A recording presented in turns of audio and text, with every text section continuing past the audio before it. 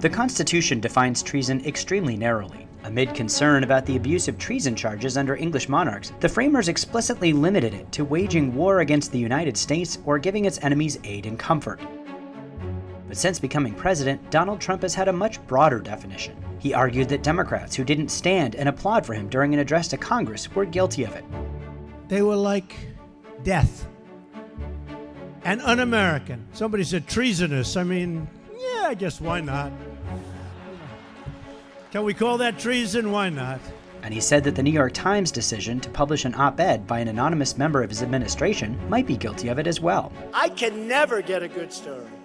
I mean, you look at this horrible thing that took place today, it's really, is it subversion? Is it treason? The White House has defended Trump's comments by arguing that they were simply jokes. The president was clearly joking with his comments. In the past, the White House has criticized others, such as former Trump advisor Steve Bannon, who used the term loosely about Donald Trump Jr.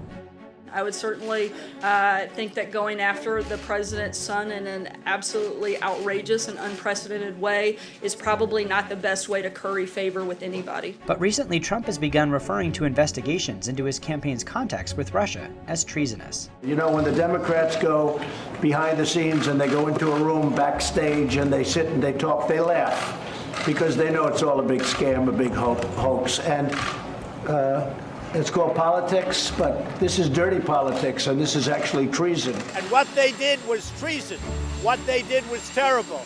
What they did was against our Constitution and everything we stand for. And when pressed, he stood by the word, even in light of its deadly serious implications. The Constitution says treason is punishable by death. You've accused your adversaries of treason.